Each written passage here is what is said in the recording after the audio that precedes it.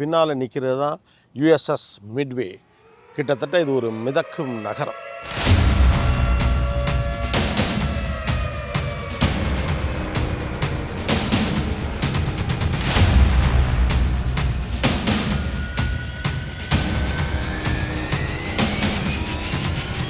இது வெறும் கப்பல் கிடையாது. இது நிறைய வலிகளையும் கவலைகளையும் இமோஷன்ஸையும் பிரிவுகளையும் அமெரிக்காவுடைய தோல்வியையும் வெற்றியையும் இப்படி பல விஷயத்தை பார்த்த ஒரு ஐகானிக்கான ஒரு அடையாளம் இது அப்படின்னு சொல்லலாம். இந்த கப்பலோட முக்கியமான இடம் இதுதான். பாருங்க, எங்கிட்டு பார்த்தாலும் போர் விமானங்கள் அணிவகுத்து நிற்பதை நீங்க பார்க்க முடியும். ஒரு போர் விமானத்திற்குள் முதல் முறையாக நாம் பயணம் செய்கிறோம். Hi sir, how are you? I'm good. How about you? Welcome to the Midway. இந்த கப்பலுக்குள்ள மட்டும் 70 ஏர்கிராஃப்டை அவங்களால பொசிஷன் பண்ண முடியும். இது வந்து சண்டைக்கு இல்லை, இது வந்து ஒரு லவ் அண்ட் அஃபெக்ஷனுக்கான ஒரு விமானம். தட் இஸ் வை இதை நான் ஸ்பெஷலாக உங்களுக்கு காட்டணும் அப்படின்னு நினச்சேன். இதெல்லாம் ஒரு பாம் விலை என்னன்னு தெரியல. அதை விட இன்னொரு முக்கியமான விஷயம், இதுக்குன்னே ஒரு கப்பல், அது இவ்வளோ பெருசாக இருந்திருக்கு. 4500 பேர் உள்ளே இருந்துக்கிட்டே இருந்திருக்காங்க. 13,000 மீல் ரிப்பேரு, அதுக்கான ஃபியூவலு, அப்புறம் இந்த கப்பல் டாக் பண்ணுறதுக்கான செலவு, இதோட ரிப்பேரு, இதெல்லாம் வாருக்காக. மனுஷன் பேசி தீர்த்துக்கிட்டானா இந்த உலகத்தில் எவ்வளவு மிச்சம் அப்படிங்கிறது இந்த மாதிரி இடத்துக்கு வரப்போ தான் தெரியுது.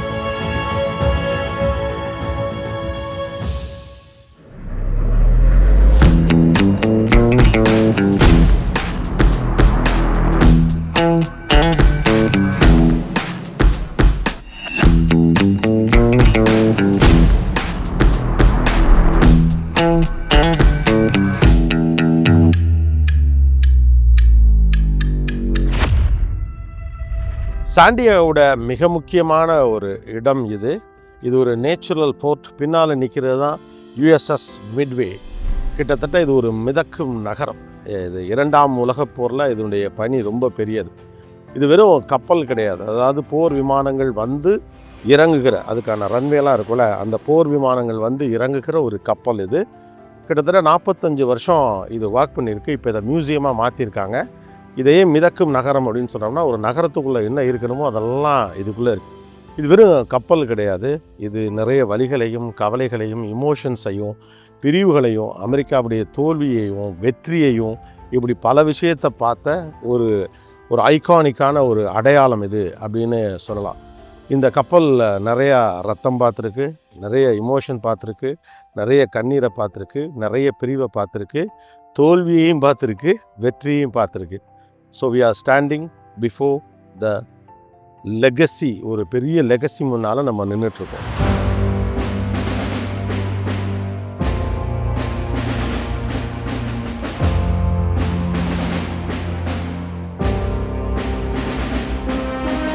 ஸோ இந்த கப்பல் ரிட்டையர்ட் ஆன பிறகு 1994 சாண்டியாகோ மேரிடைம் வந்து இதை வாங்குறாங்க.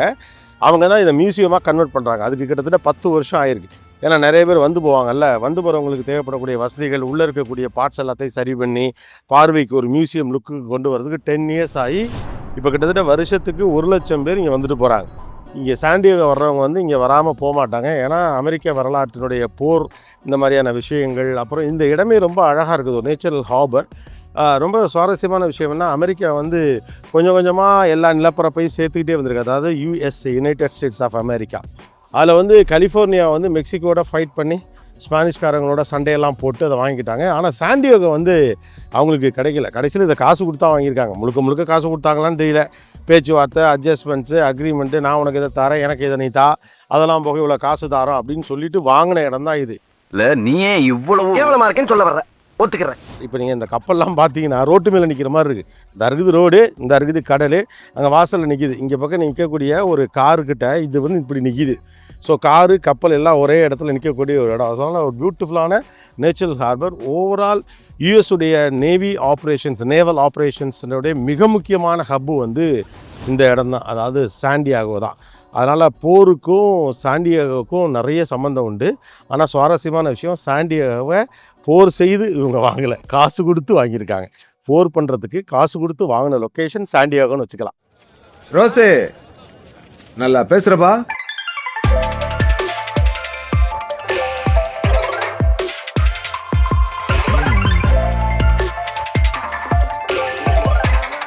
நீ தப்பானவன் இல்லடா நீ தப்பானவன் தான்.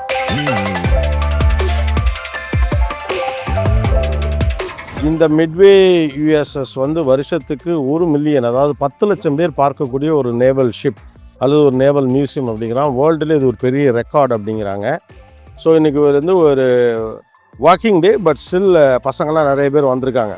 ஸோ இப்போ நம்ம சந்திக்க போகிறது யார் அப்படின்னு கேட்டால் ஒரு வாலண்டியர். இங்கே நிறைய வாலண்டியர்ஸ் இருக்காங்க இந்த மியூசியம்குள்ள, அதாவது இந்த மிதக்கும் கப்பலில் நகரத்துக்குள்ளே நிறைய வாலண்டியர்ஸ் இருக்காங்க. இவங்க எல்லாம் யாருன்னா இந்த கப்பலில் போர் வீரர்களாக பணிபுரிந்தவர்கள், பைலட்ஸாக இருந்தவங்க அல்லது கப்பலில் வேலை பார்த்தவங்க, அவங்களாம் இதில் வாலண்டியர்ஸாக ஒர்க் பண்ணுறாங்க. இப்போ நம்மகிட்ட இருக்கிறவர் ரொம்ப பெரியவர், ஒரு வெட்ரன்.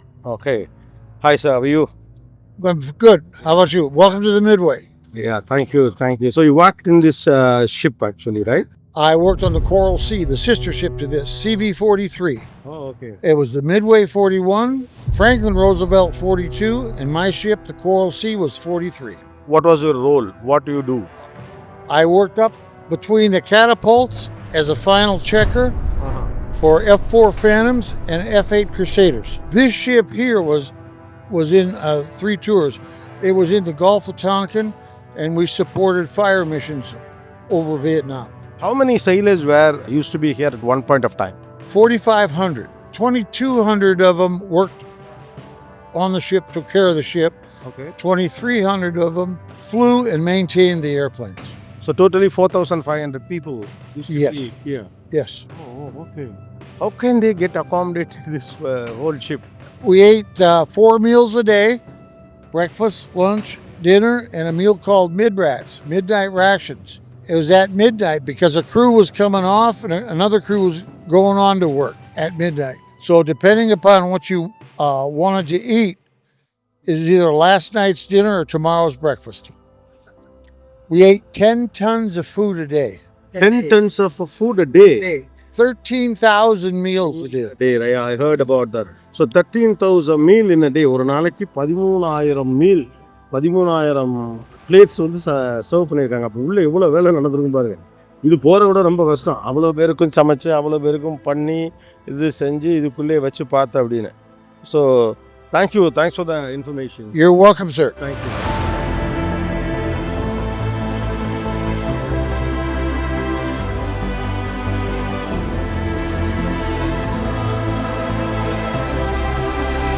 நாம் ஒரு கப்பலுக்குள்ளே நின்றுட்டு இருக்கோம் அப்படின்னு சொன்னால் கொஞ்சம் நம்புறதுக்கு சிரமமாக தான் இருக்கும். ஏன்னா இது அவ்வளோ பெருசாக இருக்குது. இந்த இடம் வந்து கப்பலோட ஃபஸ்ட்டு ஃப்ளோர். இந்த ஃப்ளோரோட பர்பஸ் என்ன அப்படின்னு கேட்டோம்னா ரிப்பேர்ஸ் அண்ட் மெயின்டெனன்ஸ்.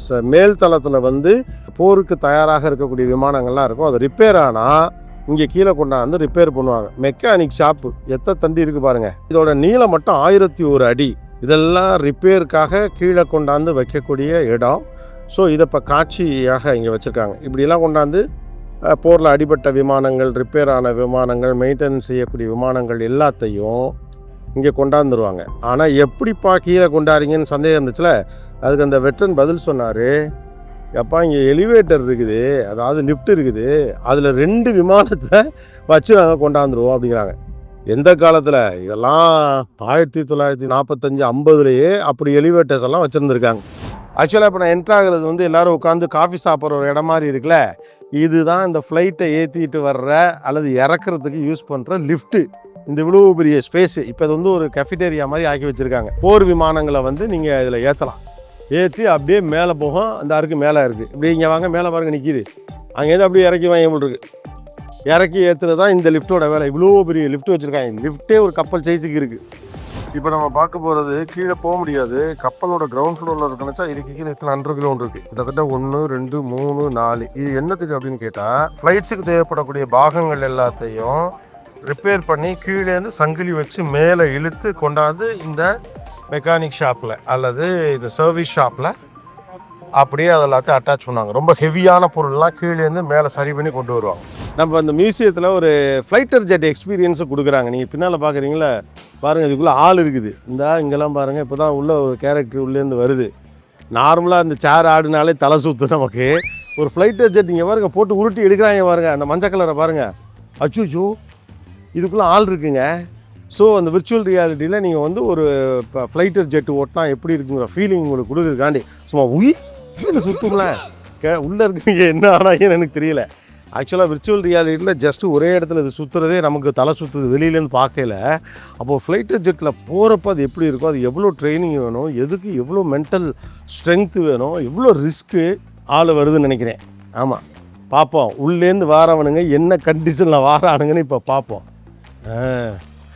அங்கே அப்பா எல்லாம் என்னை விட்டுருங்கடாங்கிற மாதிரி ஒரு எக்ஸ்ப்ரெஷன் சொல்லவும் முடியாமல் மெல்லவும் முடியாமல் கிருகிருன்னு 2 சின்ன பசங்க வராங்க. ஆனால் பரவாயில்ல, துணிச்சலாக செய்கிறாங்களே. சிரிச்ச மேனிக்கு போகிறாங்க, ஏன்னா அப்படி தான் போகணும் அப்படிங்கிற மாதிரி. தெரில, இந்த காலத்து பசங்களாம் அதெல்லாம் பயப்படாமல் செய்கிறாங்க. நமக்கெல்லாம் அதிகபட்சம் கோயிலில் ராட்டினத்தில் சுற்றிட்டு அதையே சாதனைன்னு சொல்லிட்டு இருந்த பரம்பரை நம்ம பரம்பரை.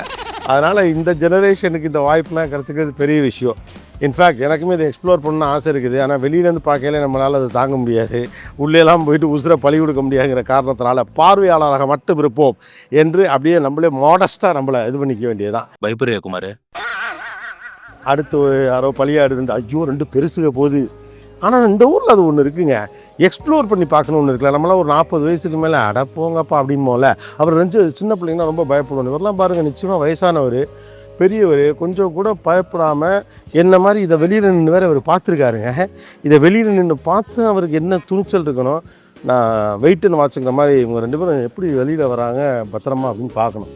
ஏன்னா உள்ள வேறு க்ளோஸ் பண்ணிடுறாங்க. நமக்கு ரூமில் கதவெல்லாம் சாத்திட்டு இருந்தாலே ஜன்னலில் மூச்சடைச்ச மாதிரி மூடி இருந்துச்சுன்னா இவங்க எப்படி அதை வந்து மேனேஜ். பட் ஏன்னா அந்த க்யூரியாசிட்டி மேட்டர்ஸ் அப்படிவாங்க. ஒன்று தெரிஞ்சுக்கணும், அது என்னென்னு பார்ப்போம், எக்ஸ்ப்ளோர் பண்ணுவோம், ட்ரை பண்ணுவோம், என்னத்தை செஞ்சோம் என்னத்தை பண்ணோம் அப்படின்னு நினைக்காம எக்ஸ்ப்ளோர் பண்ணுற ஆட்டிடியூட் வந்து இங்கே நிறைய பார்க்க முடியுது, பெரியவங்கலேருந்து சின்னவங்க வரைக்கும். முடிஞ்சு மூடி டாப்பில் போட்டு விடுங்க தம்பி, சுத்தட்டு லாக்கே பண்ணிவிட்டானே. இப்போ இருக்க அந்த இருட்டையே அவங்க எப்படி ஃபேஸ் பண்ணுவாங்கன்னு தெரியல. இதுவே ஒரு தனி விலாகுன்னு நினைக்கிறேன், விர்ச்சுவல் ரியாலிட்டிக்குள் வாழும் மனிதர்கள் என்ன செய்வார்கள் அப்படின்னு. ஆனால் இதில் வரிசைக்கு நிற்கிறாங்க ஆளுங்க. போட்டு விடுங்க தம்பி. கிளம்பிட்டு ஜெட்டு, ஃபைட்டர் ஜெட்டு கிளம்பி மெதுவாக டேக் ஆஃப் ஆகுதா, அப்படியே மேலே போகுது. இப்போ ஓகே, அப்படியே மேலே போய் அடுத்து பறக்க ஆரம்பிக்கும். உள்ளே இருக்கவங்க என்ன ஆயிருக்காங்கன்னு இப்போ உள்ளே இருக்கவங்களுக்கு மட்டும்தான் தெரியும்.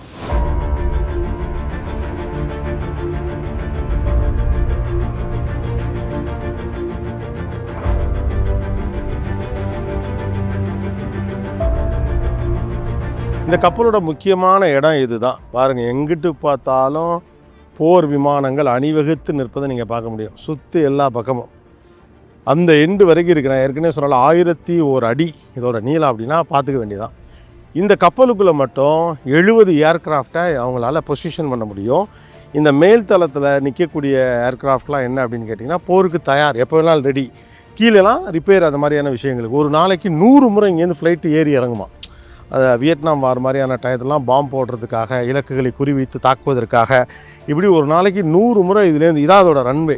ஸோ இங்கெல்லாம் ஸ்டேஷன் பண்ணியிருப்பாங்க, வண்டியை கொண்டாந்து நிறுத்தி வச்சுருப்பாங்க. கப்பல் மேலே ஒரு விமான நிலையமே இருக்குது அப்படின்னு சொல்லலாம். ஒரு ஏர்க்ராஃப்டை உள்ளே போய் நம்ம செக் பண்ணி பார்க்கலாம் வாங்க. ஒரு போர் விமானத்திற்குள் முதல் முறையாக நாம் பயணம் செய்கிறோம். தம்பி காமெடி வேண்டாம், நான் சொல்லிட்டேன், நான் காமெடி பண்ணாத. இப்படி குனிஞ்சு உள்ளே போனோன்னா இவ்வளோதான் பாஸு. இந்த இடத்துல உட்கார்றதுக்கு ஒரு இடம் இருக்குது, முன்னால் இருந்திருக்குமான்னு தெரில. ஸோ இங்கே போர் வீரர்கள்லாம் இங்கே இருப்பாங்க அப்படின்னு நினைக்கிறேன். ஸோ இந்த இடத்துல வந்து ஒரு சேர் இருக்குது, பெல்ட்டு போட்டு 2 பைலட்ஸ் இருக்காங்க. சும்மா இப்போதைக்கு உண்மையாகவே இதை ஓட்டின பைலட்ஸ் யாரோ அவங்களுக்கு சும்மா அவங்க பேரை வெளியில் போட்டிருக்காங்க, போட்டு அவங்க 2 பேர் இருக்காங்க. இதான் செட்டப். ஸ்மித்சோனியன் மியூசியம்ஸ்னு வாஷிங்டன் ஃபுல்லாக இருக்கும். அங்கே போனீங்கன்னா ஓவராலாக எல்லா ஹிஸ்ட்ரியும் காட்டி போடுவாங்க. ஸோ இங்கே மியூசியம் வழியாகவே ஒரு பெரிய எஜுகேஷனை கொண்டு வந்து சேர்க்குறாங்க. நாமளும் ஒரு போர் விமானத்தில் ஏறிட்டோம் அப்படின்னு ஒரு ரெஃபரன்ஸ் வச்சுக்க வேண்டியதான். ஏறிட்டோம்ல இறங்கும், அவ்வளோதான் நமக்கு முடியும். எல்லா ஃப்ளைட்டுக்குள்ளேயும் இல்லாட்டியும் சில ஃப்ளைட்ஸுக்குள்ளே போய் பைலட் உட்கார இடத்துல உட்காந்து ஒரு போர் விமானி போல் நீங்கள் ஃபீல் பண்ணுற மாதிரி இந்த மியூசியமை செட் பண்ணியிருக்காங்க. அதனால் கிட்ஸ் ரொம்ப எக்ஸைட்டடாக இருக்காங்க. நான் இருந்த இருப்புக்கு அப்படிங்கிற மாதிரி இந்த ஃப்ளைட் இப்போ ஃபீல் பண்ணுறதுக்கான வாய்ப்பு இருக்குது. அது எத்தனை குண்டு போட்டுச்சோ, எவ்வளோ பேரை போட்டுச்சோ, இன்றைக்கி பிள்ளைங்க ஏறி விளையாடுது. வாழ்க்கை அவ்வளவுதான். நீங்கள் ஒரு காலத்தில் பிஸ்தா இருக்கலாம், அதுக்கப்புறம் நீங்கள் காட்சி பொருளாக மாறி உட்காந்திங்கன்னா எல்லோரும் இப்படி உங்களை வேடிக்கை பார்த்துட்டு போவாங்க. போர் வலிகளையும் சில நினைவுகளையும் தருது. கடைசியில் அது காமெடி ஆகிடுது. இந்த விமானத்துக்கும் இங்கே இருக்கக்கூடிய மற்ற போர் விமானங்களுக்கும் ஒரு வித்தியாசம் இருக்குது. இது ஒரு இமோஷனலான விமானம். ஏன்னா இது ஒன்லி லெட்டர்ஸை மட்டும் எடுத்துகிட்டு வர்றது, இங்கேருந்து கொண்டு போய் சேர்க்குறது. இது வந்து நடுக்கடலில் நிற்கும். நடுக்கடலில் நின்றுக்கிட்டு, அதாவது அமெரிக்காவோ அல்லது அதற்குரிய நேச நாடுகளுடைய பார்டரில் நின்றுக்கும். அந்த கடல் எல்லைக்குள்ளே நின்றுக்கிட்டு குண்டுகளெல்லாம் வீசிகிட்டு இருக்கும். இங்கேருந்து ஃப்ளைட்டு டேக் ஆஃப் ஆகும், ரிட்டன் ஆகும், போய் போர் பண்ணிவிட்டு வருவாங்க, குண்டை போட்டு வருவாங்க. இங்கே இருக்கக்கூடிய வீரர்கள் இருக்காங்களே, இங்கே ஒரு 4500 பேர் வந்து போய்கிட்டே. இந்த 4500 பேருக்கு வரக்கூடிய லெட்டர்ஸ், அப்போல்லாம் ஜூம் கிடையாது, இன்டர்நெட்டு கிடையாது, ஃபோனில் பேச முடியாது, இப்படியெல்லாம் இருக்கிறதுனால லெட்டர்ஸ் தான். எவ்வளவோ காதல் கடிதங்களை சுமந்துட்டு வந்த ஒரு விமானம் அது. எவ்வளவோ பிரிவின் வழிகளை சுமந்துட்டு வந்த ஒரு விமானம் அது.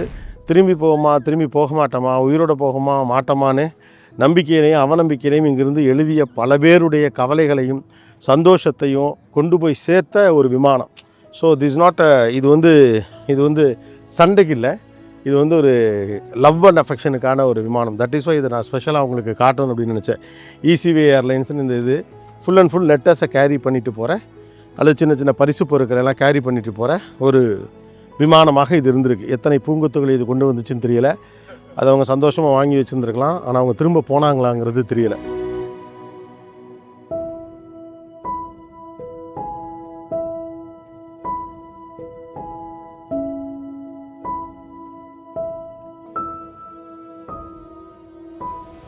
ஸோ போர் விமானங்கள் அப்படின்னு சொன்னால் சைடில் ரொம்ப முக்கியமான விஷயம் இதெல்லாம் அதிலே போட்டிருக்கு.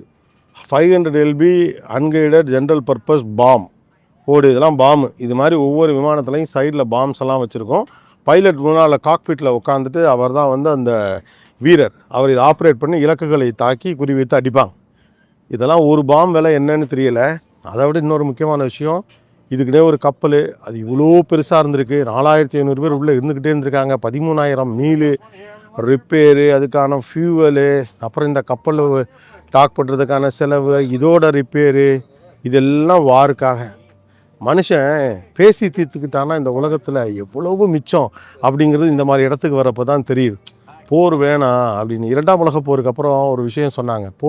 போர் எடுத்தவனையும் சரி, யார் மேலே போர் எடுத்தாங்களோ அவங்க 2 பேரையுமே பாதிக்கும்னு. அதுக்கு இந்த மாதிரி இடங்கள் அதை ஞாபகப்படுத்துவோம். ஓகே, அடுத்து ஒருத்தர் வீடியோ காட்ட போகிறார், நமக்கு அதை பார்ப்போம். அவர் என்ன நீ வீடியோ எடுக்காதங்கிறார், வாங்க பார்ப்போம். So you see the end of the white line there? That's the end of the landing area. 680 feet, more than 2/3 of the ship. Where's the takeoff area? We're in it. This is the takeoff area. This is catapult number 2, or the port cat, and the one on the other side is catapult number 1. Vietnam வாரை பொறுத்த வரைக்கும் இந்த போர்க்கப்பலோட role ரொம்ப பெருசு அப்படின்னோம். உண்மையிலே Vietnam வார் வந்து உலகத்துக்கு சொன்ன பாடம் அதை விட ரொம்ப பெருசு. இதுலேருந்து விமானங்கள் வந்துச்சு, குண்டு போட்டுச்சு, தாக்குச்சு, போச்சுன்னு. ஆனால் வியட்நாம் வார் வந்து அமெரிக்காவுக்கே ஒரு பெரிய பாடத்தை சொல்லி கொடுத்துச்சு. கிட்டத்தட்ட 20 ஆண்டுகள் நடந்த போர் அது. வியட்நாம் வார் அப்படின்னு நம்ம பார்க்குறப்ப மேலே இந்த வாரி அது அமெரிக்காவுக்கும் வியட்நாமுக்கும் நடந்த வார் அப்படின்னு நினைக்கிறோம். அது அப்படி கிடையாது. அது ஒரு குளோபல் வார் அப்படின்னு சொல்லலாம். ஒரு பக்கம் வியட்நாம், ஹோச்சிமின் தலைமையிலான வடக்கு பகுதியிலான வியட்நாமோட சோவியத் ரஷ்யாவும் சைனாவும் கைகோர்க்கிறாங்க. இந்த பக்கம் சவுத்தில் கம்யூனிசம் அல்லாத வியட்நாம் பகுதி இருக்குல்ல, அவங்களோட அமெரிக்காவும் அவருடைய நேச நாடுகள், அவங்களோட நேச நாடுகளும் அதில் பங்கேற்கிறாங்க. அதில் நியூசிலாண்டு இருக்குது, ஆஸ்திரேலியா இருக்குது. இப்படி ஒரு பெரிய போர் தான் அது. 20 ஆண்டுகள் இந்த போர் நீடிச்சிருக்கு. நினச்சி பாருங்கள், பெரிய பொருளாதார வளமில்லாத ஒரு கஷ்டப்படக்கூடிய ஒரு நாட்டில் 20 ஆண்டுகள் போர். சரி, அவங்கக்கிட்ட காசு பணம் இல்லை, அவங்க கஷ்டப்பட்டாங்க, அப்படிலாம் கிடையாது. அமெரிக்காவும் கஷ்டப்பட்டுச்சு, நியூசிலாண்டும் கஷ்டப்பட்டுச்சு, சோவியத் ரஷ்யாவும் கஷ்டப்பட்டாங்க. ஒரு பக்கம் வார் வழியாக அதிகாரத்தை கைப்பற்ற முடியும் அப்படின்னு நினச்சி பண்ணப்பட்ட எல்லா வாருக்கு பிறகு ஒரு படிப்பினையை கொடுத்துருக்கு. இந்த பர்டிகுலர் அமெரிக்கன் அண்ட் வியட்நாம் வாருடைய முக்கியமான கருதுகோள் என்ன அப்படின்னு பார்த்தோம்னா, கம்யூனிசம் வெர்சஸ் டெமோக்ரஸி. கம்யூனிசம் உலக அளவில் பரவுவதை விரும்பாத, டெமோக்ரஸியை விரும்புகிற நாடுகளில் வந்து அதை பரவ விடாமல் தடுக்கிறதுக்காக நடந்த போர் தான் அது. இதில் வந்து உயிரிழப்புகள் தான் பெரும் இழப்புகள். அமெரிக்கா தன்னுடைய பல போர் பண்ணியிருக்கு. அமெரிக்கா இந்த போரில் வந்து 58,000 இராணுவ வீரர்களை இழந்துச்சு. அவங்க குடும்பங்கள் ரொம்ப அளவுக்கு பாதிக்கப்பட்டாங்க. அந்த காலகட்டத்தில் ரொம்ப அண்ட்ரஸ்டாக இங்கே இருந்துச்சு. போருக்கு போன தன்னுடைய கணவன் வருவானா மாட்டான்னு பிள்ளைகளும் மனைவிமார்களும் தவித்து கொண்டு இருந்தது ஒரு பக்கம். அந்த பக்கம் பார்த்திங்கன்னா பயங்கரமான லாஸ். வியட்நாம் சைடில் பார்த்திங்கன்னா 1.1 மில்லியன், அதாவது 11 லட்சம் இராணுவ வீரர்கள் இறந்து போனாங்க. அப்ராக்சிமேட்லி கிட்டத்தட்ட 2 மில்லியன் மக்கள் அல்லது 2 மில்லியனுக்கு மேலான மக்கள், 20 லட்சத்துக்கும் மேலான மக்கள் அந்த போரில் கொல்லப்பட்டாங்க. கடைசியில் என்னப்பா கண்டுபிடிச்சிங்க? ஒன்றும் இல்லை. கடைசியில் இவங்க ட்ரூப்ஸ் எல்லாம் விட்ரா பண்ணிட்டாங்க. அதுக்கு அத்தனை பல ஆயிரம் கோடிகள் மில்லியன் டாலர்கள்லாம் செலவு பண்ணி என்னென்னமோ பண்ணி கடைசியில் அதை விட்ரா பண்ணி அதுலேருந்து மீண்டு வருவதற்கான ஸ்கார் இருக்குல்ல, அது ரொம்ப பெருசு. போர் வந்து 2 தரப்புலையும் தான் பெரிய பாதிப்பை ஏற்படுத்திடுது. கடைசியில் அதன் வழியாக என்னடா பெருசாக நடந்துச்சுன்னு பார்த்தா ஒன்றுமே நடக்கலைங்கிறதான் வரலாறு. அதனால தான் இப்போல்லாம் போர்னால் அதுக்கு முன்னாலே அதை பற்றின பேச்சு வருது. மக்கள்கிட்ட அந்த அவேர்னஸ் வந்துருச்சு. ஏப்பா நீங்கள் அதிகாரத்தை இது பண்ணிக்கிறதுக்கும் உங்கள் பவரை காட்டுறதுக்கும் எதுக்குப்பா மக்களை நீங்கள் துன்புறுத்துறீங்க, எங்களுடைய வரிப்பணத்தை அதிகப்பா அநியாயத்துக்கு செலவு பண்ணுறீங்க அப்படின்னு. பேர்ல் ஹார்பரை ஜப்பான் அட்டாக் பண்ணுது. அமெரிக்கா அதை எதிர்பார்க்கவே இல்லை, கன்ஃபியூஸ் ஆகிட்டாங்க. ஸோ இவங்க கப்பல்லாம் எடுத்துக்கிட்டு அந்த பக்கம் மூவ் பண்ணல, அதில் அடிக்கிறாங்க. அப்படி போன கப்பலில் இப்போ மிஞ்சின கப்பல்களே கம்மி, 2-3 கப்பல் அமெரிக்காவோட சிங்க் ஆகிடுச்சு. அதுக்கு பதிலடியாக தான் அவங்க ஹிரோஷிமா நாகசாகியில் குண்டை போடுறாங்க. குண்டை போட்ட பிறகு தான் தெரியுது இவ்வளோ பெரிய பாதிப்பு அந்த அணுகுண்டு ஏற்படுத்தும்னு அமெரிக்காவுக்கே, அந்த லிட்டில் பாயை போடுறப்போ. ஸோ அதுக்கப்புறம் ஹிரோஷிமா நாகசாமியில் புல் புண்டே முளைக்கல, அவங்க மீண்டு வந்து எல்லாம் பண்ணி இப்போ அமெரிக்காவுடைய மோஸ்ட் ஃபேவரட் கார் இருக்குமா, இங்கே இருக்கவங்களாம் அதிகம் பேர் வாங்குறது ஜாப்பனீஸ் கார்ஸ் தான் வாங்குறாங்க. ஓகே, இன்றைக்கி நீங்கள் வியட்நாமோட வார், இன்றைக்கி வியட்நாமுக்கும் அமெரிக்காவுக்கும் நல்ல ரிலேஷன்ஷிப் இருக்குது அப்படிங்கிறாங்க. அங்கே இருக்கவங்கலாம் அமெரிக்காவுக்கு வந்து படிக்கணும் அப்படிங்கிறாங்க. ஓகே, கடைசியில் வணிக ரீதியான தொடர்புகள் வழியாக ஒருத்தர் சப்போர்ட் பண்ணி வளர வேண்டிய இடத்துல தான் இருக்கிறோம். ஆனால் இதுக்கு நடுவில் அவனை கொன்று இவனை கொன்று, மறுபடியும் சொல்கிறேன், பேசி தீர்த்தா பாதி பிரச்சனை நல்லபடியாக முடியும் போல் இருக்கு. மனித உயிரிழப்புகள் இல்லாமல், பெரும் பொருட்செலவுகள் இல்லாமல் அதை செய்வதற்கான சாத்தியங்கள் இருக்குது. இந்த கப்பலுக்கு கீழே ஒரு சிலை இருக்குது, ரொம்ப இமோஷனலான ஒரு சிலை. பார்க்கல ஏதோ இன்னொரு சிமெண்ட் சிலை அப்படின்னு ஒரு ஃபீல் ஆகலாம். அதுக்கு முன்னாலேருந்து அந்த கதையை நான் உங்களுக்கு சொல்கிறேன். Let's go down.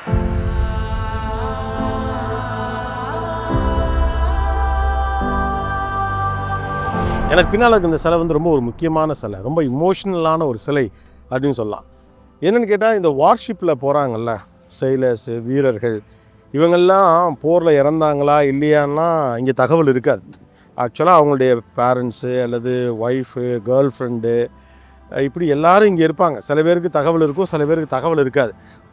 போனவர் வந்தால் தான் நிச்சயங்கிற ஒரு நெருக்கடியான காலகட்டம். ஸோ எல்லோரும் வந்து அப்படி போர்ட்டில் நிற்பாங்க. இந்த கப்பல் திரும்புது அப்படிங்கிற தகவல் வந்தோடனே இது எப்போ வருதோ அன்றைக்கி வந்து போர்ட்டில் எல்லோரும் நிற்பாங்க. அப்பா அம்மா நிற்பாங்க, மனைவி நிற்பாங்க, குழந்தை நிற்பாங்க, கேர்ள் ஃப்ரெண்ட் நிற்பாங்க. இப்படி போனவங்க உயிரோடு வராங்களா வெள்ளையான ஒரு தவிப்போட எப்படி இருந்திருக்குன்னு யோசிச்சு பாருங்களேன். இந்த பயணம் போயிருக்காரு, வருவாரா இல்லையான்னு தெரியாது. சில பேருக்கு தகவல் வந்திருக்கலாம், சில பேருக்கு தகவல் வராமல் இருக்கலாம்.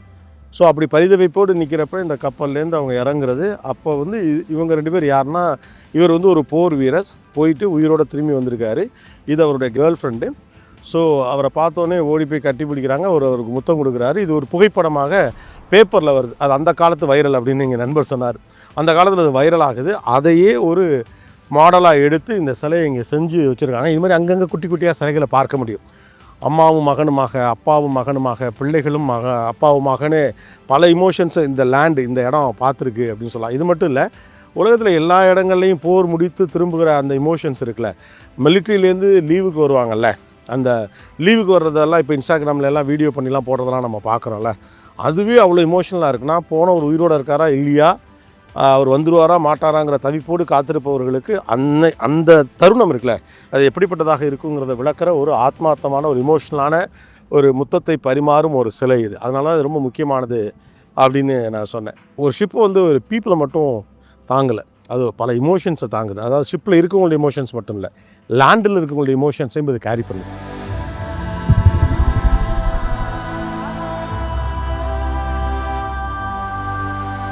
நான் இப்போ எங்கே நிற்கிறேன்னா, அப்படியே இங்கே கிட்ட வாங்களேன். நான் வந்து கிட்டத்தட்ட அந்த கப்பலோட இந்த எண்டுக்கு வந்துட்டு கடலில் பாதி தூரம் வந்துட்டேன் நடந்தே.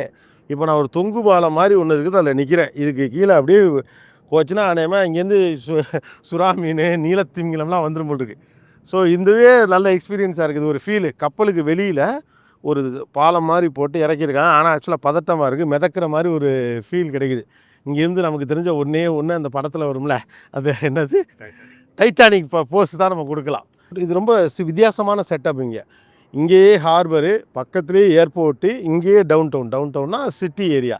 சத்தம்லாம் கேட்குதுல, பக்கத்தில் ஏர்போர்ட்டில் ஃப்ளைட்லாம் லேண்ட் ஆகிட்டு. ஒருவேளை அங்கே இடம் கிடைக்கலாம், இதில் கொண்டாந்து லேண்ட் பண்ணுவாங்களே என்னமோ. நீங்கள் விசித்திரமாக என்ன வேணாலும் பண்ணுறாங்க. பின்னால் நிற்கிறதுலாம் வார்ஷிப்ஸ் தான், ஆனால் இது மாதிரி ரிட்டையர்ட் ஆனது கிடையாது. அதெல்லாம் ஆக்டிவாக இருக்கக்கூடிய வார்ஷிப்ஸ். இங்கே என்ன அது பண்ணுது அப்படின்னு கேட்டால், எங்கே எல்லாம் வந்து வார்ஷிப்புக்கு ரிப்பேர் ஆகுது இல்லை மெயின்டைன் பண்ணோன்னா அதை வந்து இங்கே தான் கொண்டு வருவாங்க. சாண்டியாகோவில் தான் அந்த ஃபெசிலிட்டி உங்களுக்கு இருக்குது. அந்த மாதிரி இந்த நேச்சுரல் ஹார்பராக இருக்கனால இப்படி டாக் பண்ணிடுவாங்க, இங்கே வந்து ரிப்பேர்லாம் நடக்கும். இப்படி ரிப்பேர் ஆகி வரக்கூடிய அல்லது மெயின்டெனன்ஸ்க்காக கப்பல்கள் வர்றதை ஒரு செலிப்ரேஷன் மாதிரி இங்கே பண்ணுவாங்களாம். இந்த மக்கள் அந்த மாதிரியான ஒரு கல்ச்சரில் இருப்பாங்களா, அப்படி ஒரு கல்ச்சர் இருக்குங்களா, வார்க்கப்பல்களை வரவேற்பது, போர்க்கப்பல்களுக்கு டாட்டா காட்டுவது அப்படின்னு சொல்லிட்டு இவங்களுக்கு ஒரு கல்ச்சர் இருக்குது. ஸோ பின்னால் நம்ம பார்க்கக்கூடிய கப்பல்கள் வந்து ஆக்டிவாக இருக்கக்கூடிய போர்க்கப்பல்கள், அதெல்லாம் மெயின்டெனன்ஸ்க்காக இங்கே வந்திருக்கு. அதை விட ரொம்ப முக்கியமான விஷயம், இங்கே வாங்க, நான் நிற்கிற இடத்த காட்டுங்க, அப்படியே வாங்க வாங்க வாங்க வாங்க, அப்படியே கீழே பாருங்கள், இங்கே பாருங்கள். அப்பா, எவனோ ஒருத்தன் குடிச்சுப்பிட்டீங்க கீழே போட்டு வச்சுருக்கான், ஏதோ ரீசைக்கிள் மீன் ஒரு டப்பாவை. நான் வேணா இறங்கி எடுக்கவா? எப்படி இருக்குது இந்த இடம்? பின்னாலேருந்து எடுங்க, பதட்டமாக இருக்குது. நான் அப்படி பறக்கிற மாதிரி எடுங்க. எப்பா இந்த இடம் வந்து எப்படி இருக்குது அப்படின்னு நீங்கள் காட்டன்னு, நீங்கள் சைடில் இதே மாதிரி இருக்கக்கூடிய பேரலாக அந்த பாலத்தை காட்டுங்களேன். லெஃப்ட்டில் பாருங்கள், அங்கே ஒருத்தர் நிற்கிறாரு, அப்படியே துண்டா ஆந்தாச்சு. இது கிட்டத்தட்ட வந்து நான் கடல் தொடங்குகிற இடத்துலேருந்து 1001 அடி தாண்டி ஒரு 1020வது அடியில் நிற்கிறேன். இப்போ நான் பயமாக தான் இருக்குது, ஆனால் பத்திரமா தான் இருக்கும் அப்படின்னு நினைக்கிறேன். இங்கிருந்து பார்க்குறோம் அந்த பே, இது சாண்டியாகோ பே. சாண்டியாகோ வந்தீங்கன்னா இந்த இடத்துக்கு கட்டாயம் வாங்க. வந்தால் நம்ம படித்த ஹிஸ்ட்ரிலாம் ஞாபகத்து வருது, போரை பற்றி நம்முடைய பெர்செப்ஷன்ஸ்லாம் மண்டையில் ஓடுது. அந்த போர் காலகட்டத்தில் 20 ஆண்டுகள் போர் நடந்தப்பெல்லாம் என்ன பண்ணியிருப்பாங்க ஊருக்குள்ளே அப்படின்னு தோணுது. அது ஏற்படுத்திய விளைவுகளால் இன்னமும் கூட எவ்வளவு நாடுகள் எவ்வளவு சிரமத்தை, பொருளாதார பிரச்சனைகளை, வலியெல்லாம் சுமந்துக்கிட்டு இருக்கு அப்படின்னு தோணுது. ஏன்டா சண்டை போடணும் அப்படின்லாம் தோணுது. ஸோ அது சம்மந்தப்பட்ட இடத்துக்கு வருகிறப்ப அது சம்மந்தப்பட்ட உணர்வுகள் வந்து என்ன அலைபோல் வந்துட்டு போகுது. உங்களுக்கும் அந்த அனுபவம் கிடைக்கலாம். You can come and visit here. Good luck.